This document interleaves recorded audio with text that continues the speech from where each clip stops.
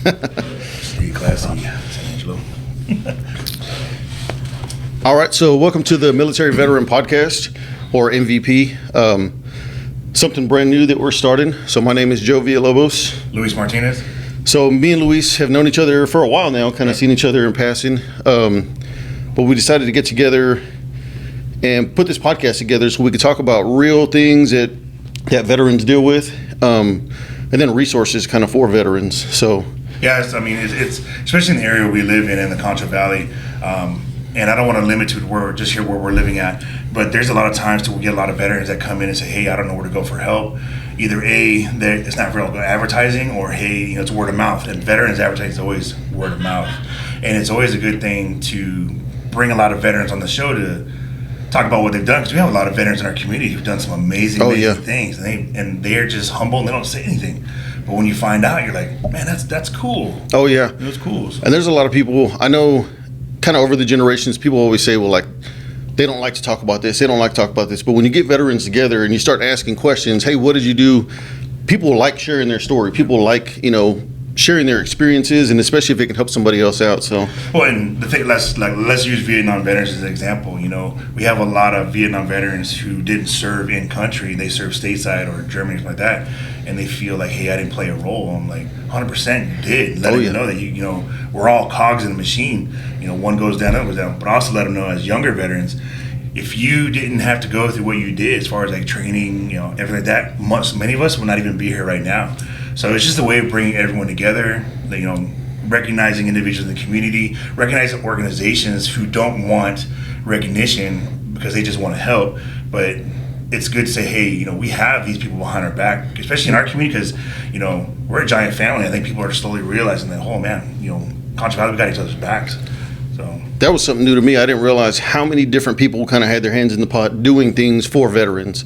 You hear about like kind of the big names of this is what they're doing. They're the ones in the spotlight, but there's a lot of people in the background that love helping out and want to do stuff for our veterans, and they don't care about the recognition. Like you said, they just want to do it to be able to benefit. Right.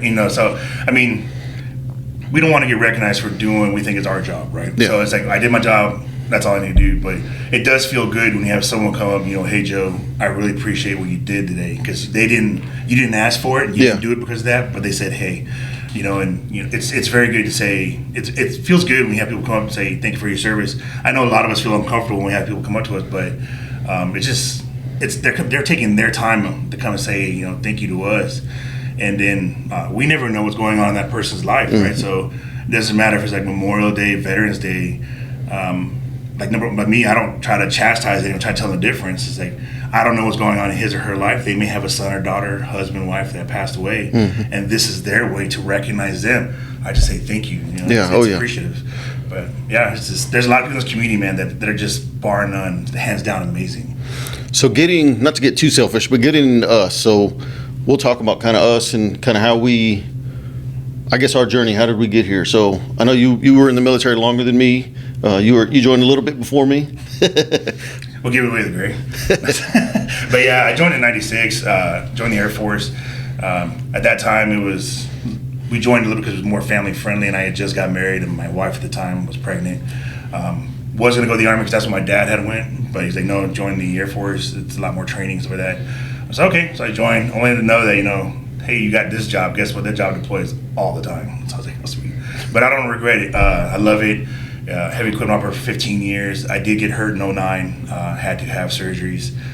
So I didn't really have the choice whether I have to go on or stay. But I got medically retired, got out.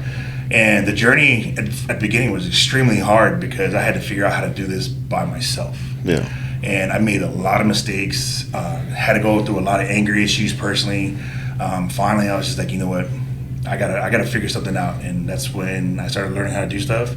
And now, what I do now for the community, as far as like my role with the state and everything, is I don't like leaving anyone behind. So if you come in, you need help, I'm gonna help you because I don't want you to struggle how I struggled. So I just love it and just treat everyone like family because we are one huge family. So during your time in, did you deploy or where did you go to? So yeah, I deployed 12 times. We did Iraq, Afghanistan, Kuwait, did a couple Ireland, Egypt, St. Kitts, Guyana. So there's a lot of stuff in there. The last 5 deployments, we went with the Army. We were actually one of the only And the Red Horse Unit Air Force, one of the very few that got non-special ops that were able to get jump qualified. So we went to Fort Benning, there were jump schools, stuff like that. So I got my wings, but I loved every deployment. Every deployment was different. But it was the fact that I had family there that it really didn't, it didn't make me feel like I was alone. Yeah. So it was really good. That's something that when I talk to people that haven't been in the military and stuff like that, when I tell them that those were some of the best days, is really hard for people to understand because they get the perception of war and movies, and they don't see the brotherhood. They don't see that camaraderie, that family that you have whenever you're overseas. So I joined in 2004. I joined the Marine Corps, and kind of funny deal, I was going to go to the Army as well. And I met a guy in high school that was like, the Marines are the best. You got to be a Marine. So I was like, well, I'm going to challenge myself. If this is the hardest one, and come to find out, I mean, they're pretty much all the same thing. We get prideful behind our services and stuff, but we all do the same stuff. So he said it was the hardest one. So I was like, well, let's challenge myself. So that's why I went Marine Corps instead of going Army. So I did 2 trips to Iraq and then 2 trips to Afghanistan. And like you said, I had a lot of fun really on all my trips. There were some hard days. There was some crazy stuff that happened in between, but overall, I wouldn't take it back. If I could go back to that time, I definitely would. I mean, definitely, I wouldn't. There's some things that happen, like injuries and whatnot, but I wouldn't take it back only because what happened there kind of led us to where we're at now, right? Whether it's with the family and in the community, I do know that I learned more of a family aspect when I was deployed, and I'm trying to keep everyone here to learn the same thing. Like, hey, we're a family. You need help. Yeah. Don't be afraid to ask. So to be deployed, I wouldn't change anything. Sometimes we wish we were back there. Oh yeah. So it's easier, and I tell people, I'm like, I woke up, I ate, I went to the gym, I worked, and then went to sleep and did it again. I didn't have to go pay bills. I wasn't running errands. Like, it was easy, So there's times that I'm like, man, I just wish I could be back in that time frame or whatever. But the cool thing now is that the Marine Corps they actually have the same ASVAB score as the Air Force. Yeah. You have to have the same ASVAB. So I was like, man, they're progressing, man. And the Marines in this community are, man, I don't know any better group of Marines in any other world in the United States besides here in San Angelo. So I remember going to boot camp and talking to people, and like, the Marines kind of get this. We get this picture painted of us of like they're just the grunts, or the guys on the ground. They're not the smartest kind of deal. And not to say that I am the smartest, but I at least had a little bit higher score. I was able to pick a different job. But I remember being in boot camp and talking to people from all over the United States. It's my first time leaving Texas. And I'm like, well, what's your job? What are you going to do? And I had a guy tell me, yeah, I'm playing in the band. And I'm like, no, but like in the military, like, why did you? He's like, yeah, I'm in the band. He got recruited out of college. He played the tuba and was going to be in the Marine Corps band. And I'm like, okay, I didn't know that. Like, I didn't realize all the different jobs, all the different things. Like, everybody, like you said, plays a role. And again, he's important. They needed him. They obviously recruited him for a reason. Yeah. But I was just like, you're coming to do the band? Like, okay, that's cool. Especially when you're sitting in, like, I don't know how they didn't record, but when you're sitting in basic training and they go, all right, anybody can play an instrument. You see all these hands go up and you're like, what's going on? Then they take him out, or they're going out for the band. I'm like, there's a band? Yeah. We have a band? Oh, yeah. Then later on, you feel like, man, every service has got this amazing band. Oh, yeah. Like, holy moly. I remember I remember standing in formation, and my vets will get this, because standing in formation, you got to hold your bearing, you're standing in position of attention. And the Marine Corps band comes through, and then silent drill team, everything, and it just looked amazing. And the guy behind me, a really good buddy of mine, whispers in my ear, and he's like, did we just get served? And I almost lost it. I'm like, you gotta be kidding me. And we have generals and sergeant majors and everybody standing there, and I'm like, you mother, like, trying not to lose it. But yeah, there's a lot of things that I miss. That's funny. Mic drop. Oh yeah. And he's just back there giggling. I'm covering him up, but he's like, did we just get served? I'm like, golly.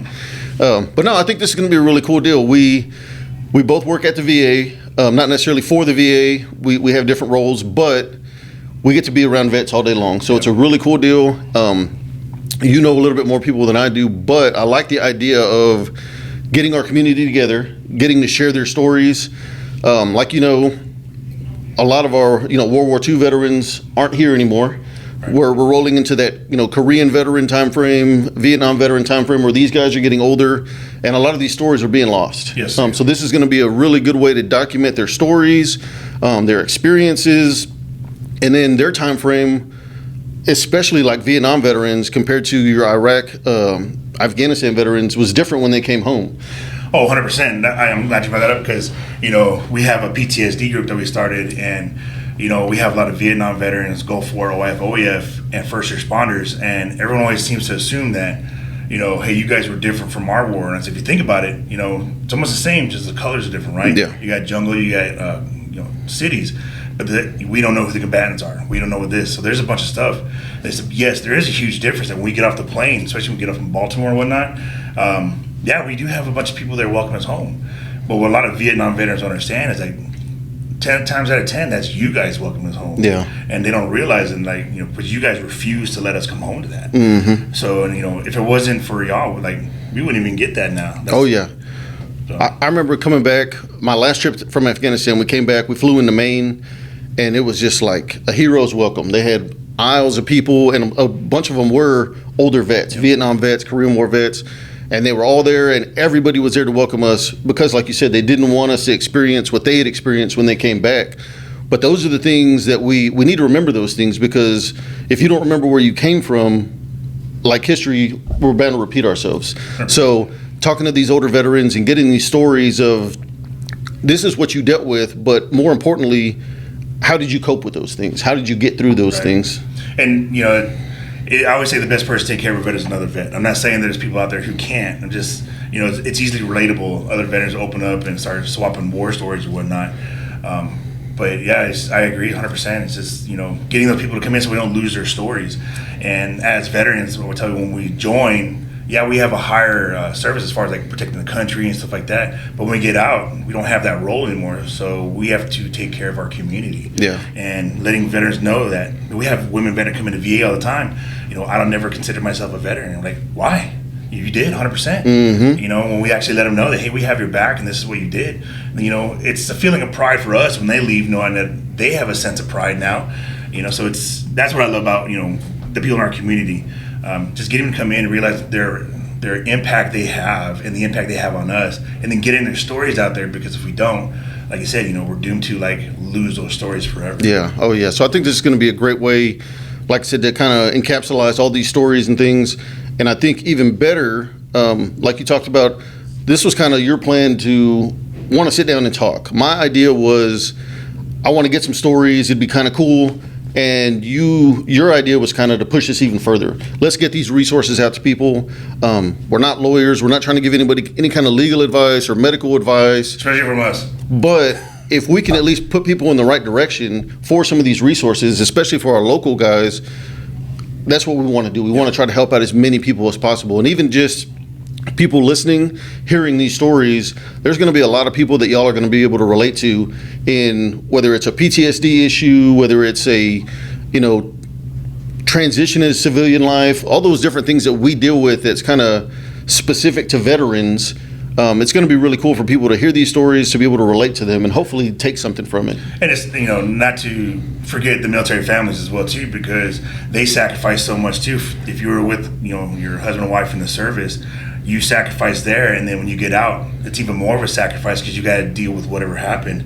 And I always call we all know what a POW is, prisoner of war, back in the day. I always call the new veterans now POWs, because we usually carry our war back with us when we're fighting it.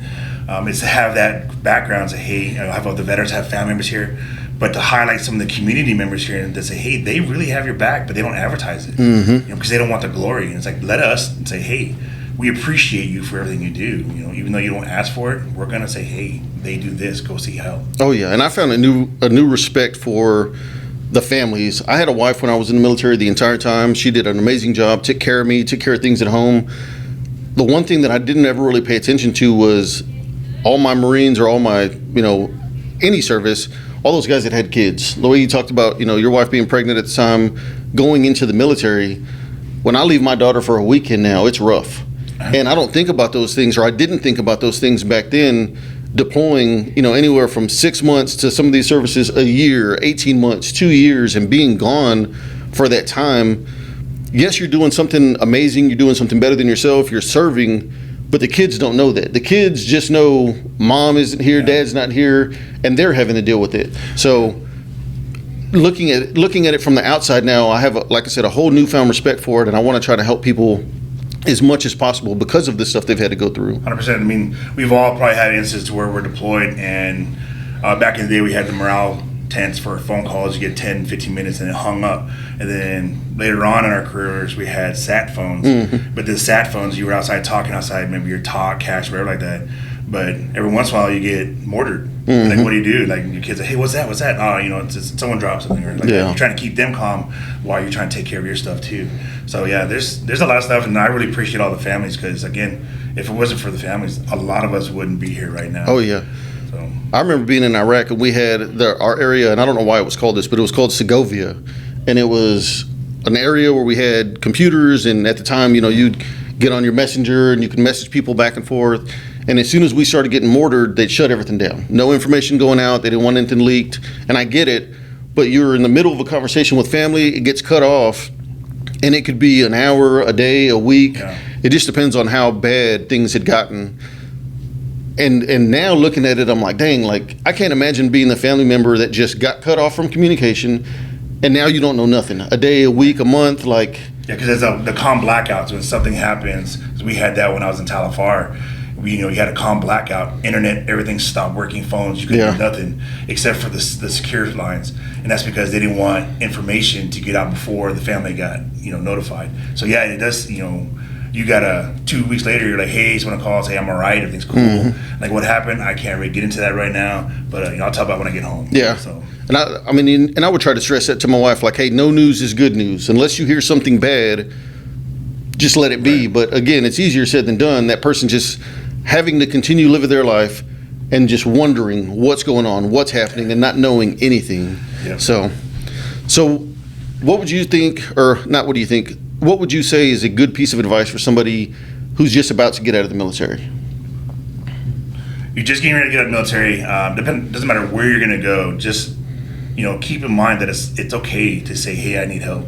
It's okay. A lot of us, when we got out, we didn't do that. We stumbled through it. But realizing now, hindsight's 2020. The hardest thing to ever do as a veteran is to walk through a door and say, hey, I need help. Yeah. But once you walk through, you're good, man. Hey, we got you. It doesn't matter if it's male, female, whatever, we got you. The hardest part is always asking for help. And then where to go to ask for help. Sometimes you don't trust somebody. But again, veterans are always word of mouth. That's the best advertisement. Hey, go talk to Joe. Go talk to Luis. Go to whoever. Yeah. So, that's just pretty much the initial, hey, I need help. Yeah. And not just you, but if your wife or husband who's not military, bring them with you. Like, hey, we need help because it's a family unit. If you're going to be successful out of the service, you got to bring the family together to be successful out of service. Yeah. So it's hard asking for help. I would say that, and I would always tell people, and something I try to stress on everyone is that you're not alone in any of this. A lot of us that have been out for a while, I've been out 12 years now. You've been out, around the same time? Yeah. A little bit longer? Long time. But, you've been out this amount of time, so we've gone through different things. Not to say been there, done that, but we've had our time to deal with certain things that, processing the things that happened while you were in, stuff like that. And a lot of these service members start getting out. And for me, like when I moved to San Angelo, I didn't have any friends here, didn't have any family here. So I felt even more alone than ever, and I'm like, man, I don't know what to do about this. I don't know what to do about that. And luckily my wife was like, hey, you need to go get help. You need to go talk to somebody. So I had somebody there. And then when I started talking and start explaining certain things to people and talking to other vets, they're like, oh, I dealt with that. I dealt with this. And I'm like, okay, it wasn't just me feeling a certain type of way or going through the things that I was going through and then feeling less than, because like you said, we had a purpose in the military. You have that schedule. It's regimented. This. You get out. And I remember thinking, like, this freedom is going to be awesome. I get to do whatever I want. And then I'd wake up, and then I'm like, what do I do? Right. And then you have that loss. You start getting into some of these negative thoughts. You know what I mean? Well, I mean, it's you're going a million miles an hour in the service, and then it's not even, hey, slow down, put the brakes. It's a million mile an hour is 5. Yeah. So it's like, what do I do? And then most veterans, it's the idle hands. Idle hands get you in trouble. Mm-hmm. So it's just finding your purpose and what to do, whether it's go to school or help other vets or find education or do something that's passionate that you want to do. So that's what I did is, I wanted to help other vets, so I take it and dump it in there. We all have issues, whether it's PTSD, whatever. but you have the choice in whether you want to let it hold you back or fuel you. You know, you get to decide, and it's okay to do both. It's okay to be like, hey man, I don't feel like doing nothing today. But it's okay to be like, hey, off and running. You know, so all veterans understand that, and it's also okay to have those feelings that, hey, you know, the negative feelings, and we got to get over those negative feelings. As far as like, you know, I wish things were a lot better. I wish I could do better for my wife, my husband. You know, things would be a lot better if I wasn't here. Those are normal thoughts. They're exactly normal. Issue is that what do you do to combat that? Yeah. Family, friends, hobbies, stuff like that. And then realizing that you have a community behind you that says, you know what, I have those same thoughts, but I got you. So. Yeah, I agree 100%. Like you said, it's normal. We have those feelings, we have those thoughts, you have to take that time to kind of process everything, because like you said, a million miles an hour while you're in the military, you get out. And for me, like I got back from Afghanistan, a month later I got out of the military, and then I'm living in a town where I didn't know anybody. So I went from, again, million mile an hour to nothing. And I'm like, well, what do I do now? Yeah. You know, so it's normal to feel that way. But like you said, how do we channel that? What do we do with that to move forward, to make yourself better, and then ultimately to make other people better? So yeah, just find your passion and go, man. Just find your passion and go, and realize that there's a community here that has you 100%, and not just other vets, but the community. So it's amazing. And it's something I stress to everybody, and I want to kind of keep it here as far as like putting this information out. If anybody is having certain feelings, if you feel a certain type of way, you need somebody to talk to, the National Crisis Line, very easy, 988. They changed the number recently, 988, and for veterans, you hit 1 after that, and you're on the phone with somebody immediately. So if you're going through things, you need somebody to talk to, there is somebody there 24 hours a day, 7 days a week. And another thing that the VA has done, which I think is phenomenal, is that whether you're enrolled or not, regardless of discharge status, you can go and seek emergency services for mental health at your local VA. So don't be afraid to say, hey, I can't go and talk to one. Yes, the VA says I got you. Yeah. The VA, you know, everyone has their own ideas about the VA, but I've been in the VA system for a while, and I absolutely love it. There are some hiccups, but that's the hiccups you get in most hospitals. But again, the fact that they're saying, hey, if you need help, come see us no matter what, we got you.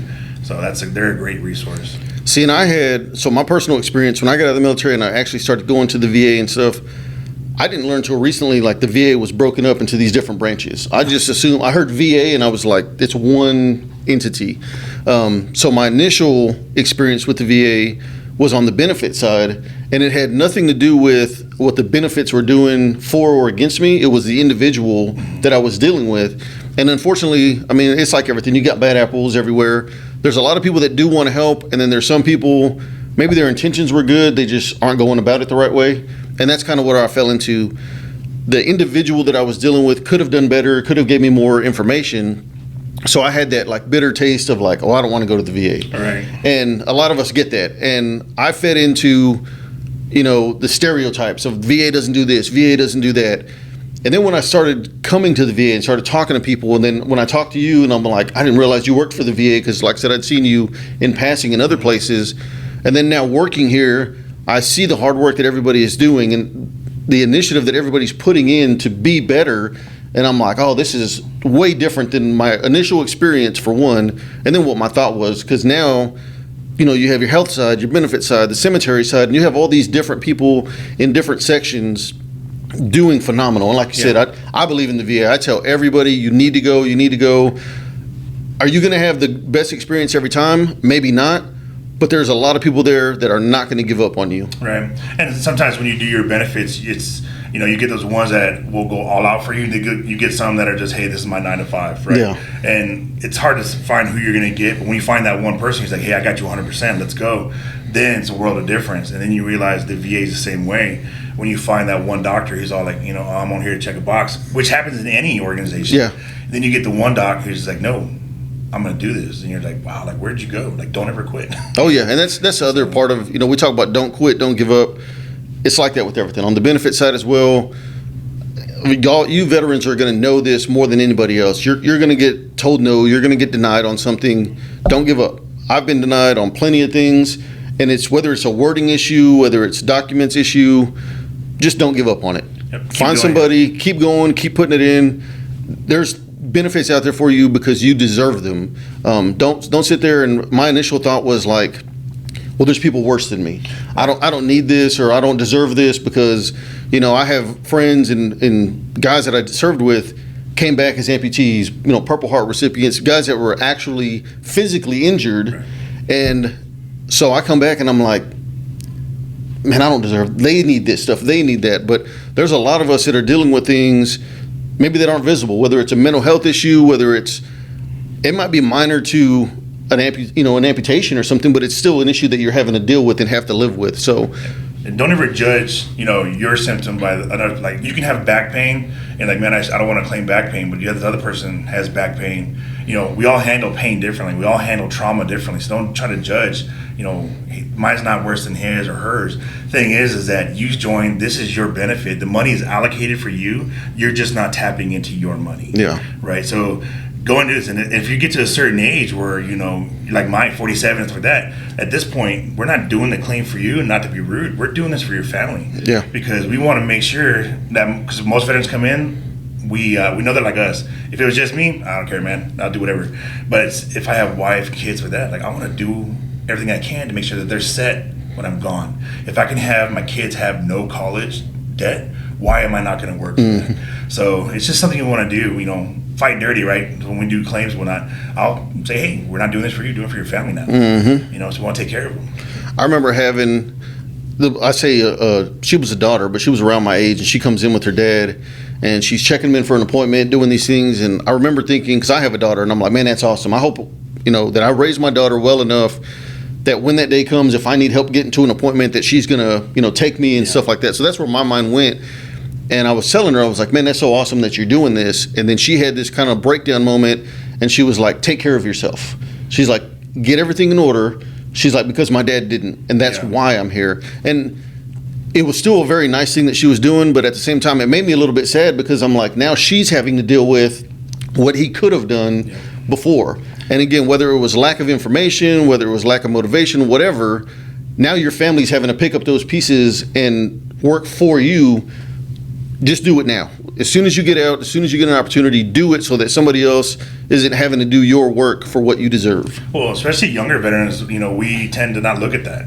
You know, hey, I'm young, I got kids, I got a job, we're doing this, stuff like that. But I mean, in reality, we're not guaranteed tomorrow, right? So we want to make sure we're good to go. And the biggest thing is make sure you have your documents. It's usually just one document. Make sure you know where to get it. And that's when, you know, when people come in, they're panicking. It's like, dude, don't panic. I got you. Don't worry about it. We'll get it. That way, you're not leaving it by yourself. We're not blaming the vet for not doing this, but sometimes everyone knows that, hey, my DD-214 is in a safe. But then your husband and wife, something happens, and you, in the emotion of things, you forget the combo. So now you're panicking. You can't do this. You can't do that. So it's like, you know what? Just stop. I got you. We have a copy. You know, so I mean, preparing. Unfortunately, end of life is a lot of preparation that, you know, we're all have to do. But yeah, but I mean, it's a fact of life. We got to go that way. And being prepared to go that route, I'd rather you be prepared than not know what's going on when something happens to you. So it's crazy. I remember joining the military, being 18 years old, and being asked to fill out a will. And I'm like, what in the world? Like, I'd never heard of a will. My family, we've been very fortunate. We've gotten older and stuff like that, but they didn't go to the military, and they didn't have to deal with those things. So we didn't have benefits and wills and cemetery plots and stuff like that. And I'm 18 years old trying to figure this out. Like, well, who do I write down? What do I put my mom? Do I put my wife? Like, so there's a lot of things that we have to deal with that's a little bit different than the normal 18-year-old living their life. But like you said, we're not guaranteed tomorrow. So there's a lot of things that can happen that we have to kind of be prepared for. And that's why I like this avenue here where we're doing a podcast, because not only can we have speakers talk, but it's avenues like, you know, where do I go to get this will? We got it. I can tell you where to go. If you have access to the base, we can go here. If you're retired, you can go here. If you're good online, we can go here. It's getting you prepared. And if you don't know what to do for that will, we have people that you can say, hey, even though we're not subject matter experts, I have someone you can go talk to. And that's, you know, that's a good thing about the VA and the community is like, yes, we're not going to know everything, but we can know where to send you to, right? It's not having the information, it's knowing where to go. And wills are extremely hard because some people do them, some people don't. And I know when I did mine in service, it was easy. You just sat in front and said, hey, sign this, cool, we're good to go. But now it's just, you know, holy moly, what am I going to do? And you go, okay, now I got my kids, I got this, I got a house, like, I'm trying to figure it out. But the legal rep team that I went to go see, military, they broke it down easy, and I was like, this is a lot easier than what I thought. So Well, awesome, man. I think this is going to be a great introduction for what our goal is with all of this. Like I said, we'll get some vets on here. We're going to have some amazing guest speakers, amazing stories, amazing just everything. And then resources. Like I said, that's going to be the biggest push, ensuring that you guys and, even if it's not you, if you have a coworker, a friend, family member, whoever that was in the military who are unsure, because we have some guys that I've heard that well, I was back in the 80s, I was in the 90s, it's too late to do a claim, it's too late to do this, and it's never too late. So hopefully we're here to put out enough information and kind of motivate people to get to that point. But I think this is going to be an awesome deal. I agree 100%. I think it's going to be awesome. And then if there's stuff that you want to know specifically, don't be afraid to comment. Say, hey, can I find out about this? And we'll gear towards that. We don't hoard information. The more information we get out to people, the better it's going to be for y'all in the long run. So I think that'd be a cool deal. Once we get moving and get some more guests and stuff on here, we can start opening up and we'll do questions in the comments. And then at the end of our segment, we can start answering some of these questions for our veterans to be able to help them out. But unless you got anything else, man, I think this is going to be No, I think this is awesome. As veterans, we know the difference between Veterans Day and Memorial Day. But it's not our job to preach that to people when they come up on certain holidays, say, hey, this is the difference. Because we never know that mother, father, son, daughter who has someone that passed away that was in service. So coming up to us and saying thank you is just a way to memorialize their loved one. Mm-hmm. So instead of jumping down someone's throat, just say thank you. Yeah. And we really appreciate today, especially today being Veterans Day. This is your guys' day. Be safe. If you're going to drink, have a plan to get home because we still need you because the mission continues. All right, man. I think that was awesome. Good deal. Sweet.